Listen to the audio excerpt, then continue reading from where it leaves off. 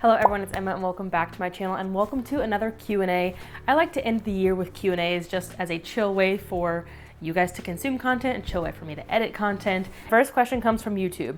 As a fellow crocheter, I really want to hear your thoughts on being more eco-friendly with yarn. It's been a personal dilemma as a lot of yarns are part acrylic and nylon, which is plastic. I'm making it into something I'll use for years. I still use plastic yarns. I try to use natural as much as possible. Plastic is the cheapest, unfortunately. And when I'm making a really big project like a blanket, I don't want to spend hundreds of dollars on like cotton or wool yarn. And yes, it's pollutive to create, but again, you're using it for potentially the rest of your life if you make something really nice and high quality. But that being said, there are ways to get acrylic yarn in more sustainable ways as well by supporting recycled acrylic yarn. I know Lion brand has a recycled acrylic line. I'll leave a couple more up on the screen and down below, as well as you can choose recycled natural materials. Darn Good Yarns has recycled silk, and that's really nice, high quality, as well as significantly cheaper. Or you can opt for secondhand. Secondhand acrylic yarn, while still being plastic and potentially turning into microplastics in the long run, it's already been created. There's no emissions by you buying secondhand yarn, while there would be emissions for you going to Hobby Lobby or Michael's and buying brand new acrylic yarn. Of course, use your stash that you already have. Use yarn you already have. Shop secondhand, which could be a designated secondhand craft store. You could go to Goodwill. I see secondhand yarn at Goodwill all the time.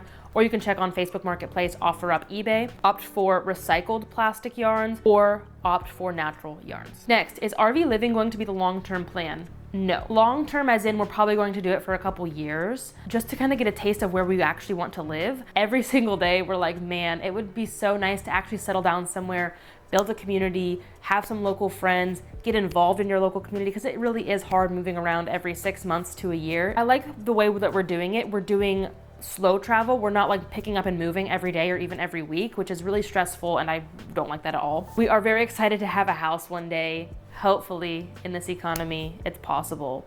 Money-wise, the RV is the way to go. It's already paid off. Staying at campgrounds is significantly cheaper, and there's even free ways to stay at campgrounds. So like money-wise, in this economy, it is the way to go. We really do want to have stuff like a garden, a community. So probably 5 years or less is my guess. Like if Dan really likes doing seasonal work, perhaps we'll bounce around for more than 5 years. Yeah, I guess we'll just have to follow and stay tuned. What are your future plans? Do you plan on staying in Ohio? Absolutely not. After being in Ohio now for, it's been like a month and a half, I don't hate it as much as I used to. That being said though, my mom is now living in a different area than I grew up. The area that I grew up, I still hate it. It's very bigoted, nothing to do there. Now, my mom's living in the suburbs of one of the bigger cities in this area, which is nice. Like there's more to do. There's more, shopping options. People are a little friendlier, more accepting. But at the end of the day, we love Washington. We're Washington residents now. There's huge perks to being a Washington resident when it comes to taxes, as well as being a veteran in Washington. So I think long-term it makes the most sense to stay Washington residents. And it all comes back to the RV. That's why we have the RV, because we have no idea where we're gonna live. So we're just gonna bounce around until we figure it out. Some of your favorites, not just zero waste, but favorite music, favorite movies, etc. I really like this question. So my favorite music, hands down, folk as a genre. Favorite artist right now, Noah Kahan. Cannot stop listening to Stick Season. The whole album is so good. Who else do I really like? I really like Top House. They're a really small band, so go check them out. They're more bluegrass and not so much folk, but I really like bluegrass as well. Gregory Alan Isakov. I like Boy Genius. So that's my favorite music. I'm not a big movie person, but my favorite movie of all time is Hacksaw Ridge. And then we just watched The Ballad of Songbirds and Snakes. Amazing movie. Shows, TV shows. We really like historical fiction, both of us, like equally. We loved Outlander. We loved Peaky Blinders. We loved The Last Kingdom. We loved Vikings. And then my favorite genre of books, on a big Percy Jackson kick right now. So kind of big into fantasy, mythology, but I'm also a sucker for a good romance novel. What else have I been reading a lot of? And memoirs. I'm on a big memoir kick too. So like if you have any really good memoir recommendations, any good book recommendations, leave them down below. And you can follow me on Goodreads. I'll leave my Goodreads down below if you want to read my book reviews. What are your short-term plans? Better for me to answer because I don't know what I want to do long-term. But short-term, great goals. And do you like cacti? I do like cacti because I'm a desert rat myself, as well as cacti are hard to kill, and I don't have a green thumb. Short-term plans though, I guess still we don't really know. So Dan applied to be a park ranger in early October. I think it was early October. And it's early December now filming this, and we still have no idea what park he's gonna end up at. But short term, like we still don't know where we're gonna end up. It could be Washington, California, it could be Minnesota, it could be Maine, like literally anywhere in the northern United States. But also short term, Dan's here volunteering, building his resume more, volunteering with the national parks. I am now a full-time content creator, which is very exciting. I love doing it. I've been doing it for a month. Love working for myself. And yeah, I guess short term, stay in the RV, and we're going to Florida. for a little vacation to go see my granddad. Tips on zero waste pet ownership. I will keep this short and just reference you to this video right here on zero waste living with pets, particularly cats and dogs.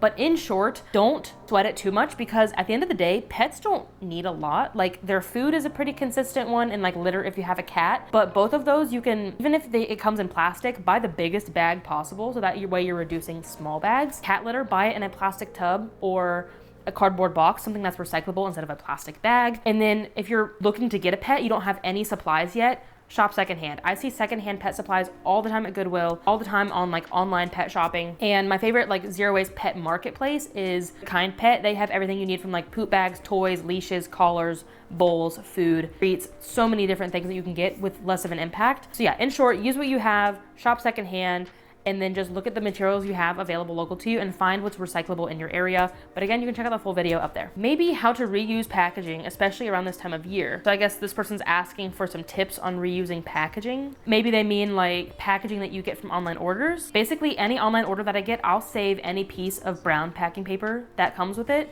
and I will either use that as gift wrap. You can reuse the boxes that you get from online ordering and then reuse the brown paper inside the box to make sure that nothing's rattling around too much and breaking. Great for packing paper if you're moving as well. So many people are often moving and or want this stuff for other reasons. So you can offer up boxes and packing paper online on like your local Buy Nothing group or Facebook Marketplace and get rid of it for free in that way. It'll get reused instead of being recycled. What are your thoughts on Plastic Bank? What is Plastic Bank? Plastic Bank is a for-profit social enterprise founded and based in Vancouver, British Columbia, that builds recycling ecosystems in underdeveloped communities in an effort to fight both plastic pollution in oceans. Founded in 2013. I've never heard of this. So if you want me to make a full video on Plastic Bank, let me know down below. In short, I don't love the sound of this. For profit, red flag, as well as making people in poor countries do this labor, red flag. Like they're getting stuff in return. Sure, they're not just doing it for nothing, but are they also getting paid to do this labor? Because picking up trash is not easy or safe sometimes or clean sometimes. So I don't like the sound of Plastic Bank. Thoughts on helping people get over imposter syndrome? And perhaps they mean like, you know, comparing yourself to one another in the zero waste movement. When it comes to, you know, being zero waste and not being perfect and then comparing yourself to people that you see online, advice, it's gonna sound terrible, but like just stop. It's easier said than done. I did the same thing for years. I just talked about this in my get to know me and like why I created the Simple Environmentalist. You can hear my full story in this video. But in short, I had this epiphany one day in 2021. It's like July, right when we got to Las Vegas, that I just realized like climate change is not my fault. Plastic pollution is not my fault. Why am I carrying this whole weight on my shoulders and feeling so much stress and burden and anxiety over this? It's not solely my responsibility to fix. Like I can't single-handedly fix climate change or plastic pollution. I can try my hardest. I really can do my best. At the end of the day, if I have to buy blueberries in plastic because I can't find them plastic free, that's not causing climate change. So for example, I'm like not living very eco-friendly right now. I don't have a bulk store. I have to drive a car.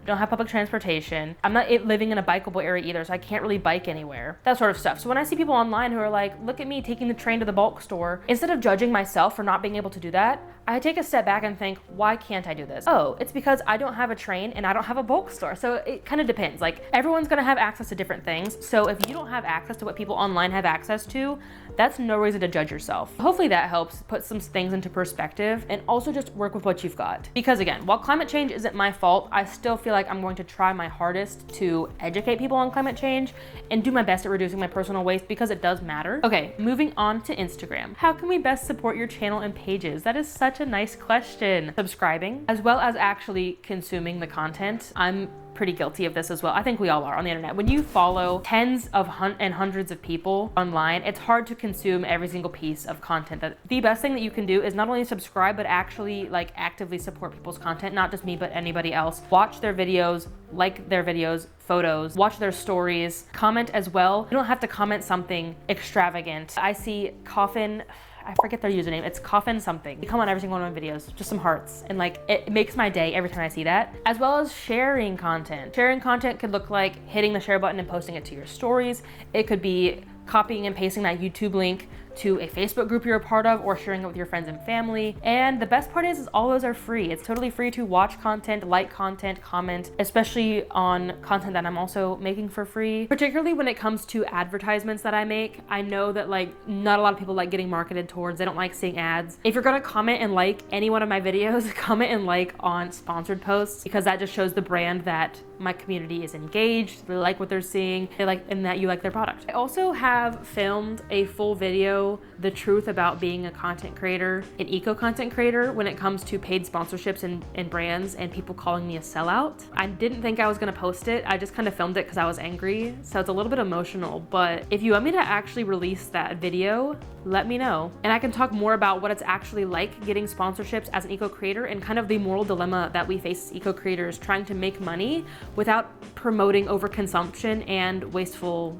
products. If you want to support me in a paid way, I do have a Patreon, as well as when you need a product using my affiliate links, it costs you no extra money. It only costs the brand money to pay me like $2 or $3 per purchase. And my affiliate links are on my website. They are in my YouTube description. They are in my Instagram and TikTok bios, or you can just DM me asking me for a link if you want to shop and support me in that way. This one's from Dan himself. What's your biggest outdoor adventure goal for 2024?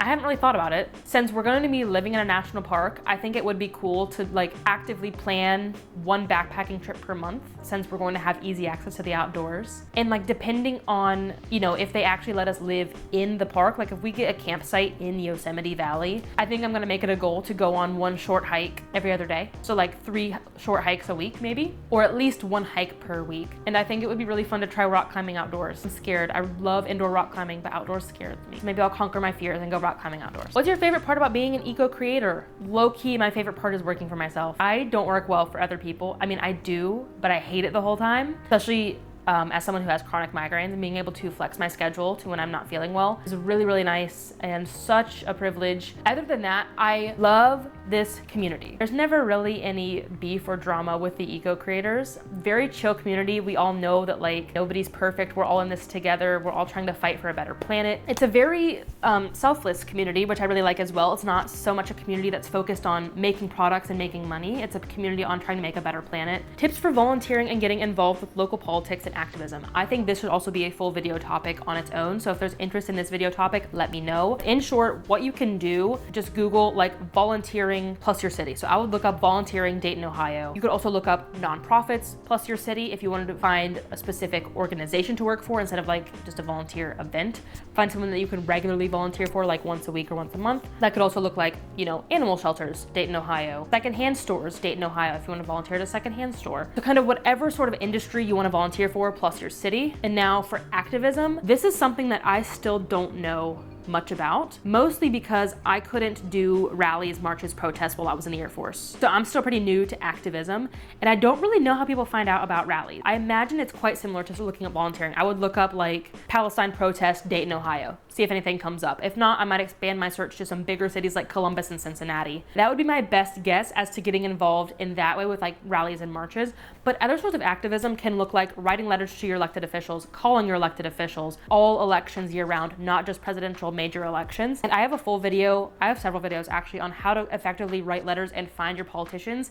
If you want to be more of an activist from home, like me, I'm quite a homebody and introvert, so I prefer doing the emailing and calling as opposed to marching. And you don't have to be attending rallies to be an environmentalist. I've never attended one. And I think most of you would consider me an environmentalist at least. So you can check out my letter writing resources in these videos, and they'll also be down below. How did you get your partner on board with your lifestyle? And again, maybe this is a video I can make talking about like how you can convince people in your life to live zero waste. At the end of the day, you can't convince anybody to do anything. What you can do is lead by example and kind of just plant those seeds. Don't shame anybody, first off, and don't force anybody to do anything. But like with our parents, I like slowly dropped hints about like, hey, look, you can buy recycled toilet paper. You can add a bidet to your life and some of this can save you money. You can compost and then your kitchen will be less stinky. A lot of people are more intrigued to learn about zero waste if it benefits them. Dropping those hints, because eventually one day it'll click. But yeah, thankfully for me, like since day one, Dan and I have always been like interested in the outdoors. We've always like recycled and done very broad, bare minimum, eco-friendly stuff. So when I was introducing different swaps and stuff to our life, there was really no like learning curve for trying to convince him to do anything. A lot of like those big eco swaps that like, you know, seemed daunting and hard were just like, they made sense for the both of us. So he was on board since day one. Have you tried Biome? Nope. Again, I'm gonna have to Google this. Biome brand. Are these eco-friendly? World's first refillable plant-based non-toxic wipes for you and everyone on your list. 100% biodegradable. Red flag. Biodegradable is not a regulated term, and biodegradable does not equal compostable. Anything is 100% biodegradable. See, it says the ingredients of the wipes, I think, but like what's the packaging made out of? Water. How is the first ingredient water? Is that just the ingredients of the formula, not the ingredients of the wipe? I don't think this shows you what the actual ingredients of the wipe is. Okay, it does say later down, it's 100% plant-based, made from wood fiber, and is home compostable. I've never tried it. I don't think I will. I've never been a wet wipe person. I don't know if those are for face or hands or surfaces or what. I'm not sure if they are greenwashing, but they are giving some greenwashing red flags. And if you want to learn more about greenwashing, you can check out this video, as well as I have a full guide to spotting greenwashing for free on my website. You can check it out down below. When did you start your low waste journey? Perfect timing. Just a couple weeks ago, I released a my zero waste journey story from like teenager all the way up through today. You can check it out up here. In short, I've always been obsessed with recycling, but it wasn't until I joined the Air Force, moved out of Ohio, and got to see different issues around the world. That's my environmentalist journey in short, but you can, again, check the full video out up there. Good suggestions on how to wrap gifts in an eco-friendly way. Perfect timing once again. This video also just came out.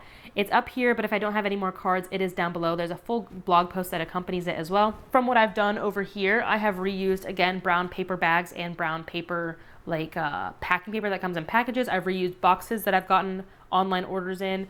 A lot of our gift wrap this year is from Rapidly eco-friendly recyclable wrapping paper that my mom just had from last year that we're going to use before we buy anything else new. And then there's reusable options as well, like furoshiki, using a tote bag, using a tea towel, and so forth. And lastly, we conclude this video with, what's your favorite and least favorite things about Ohio and the Midwest in general?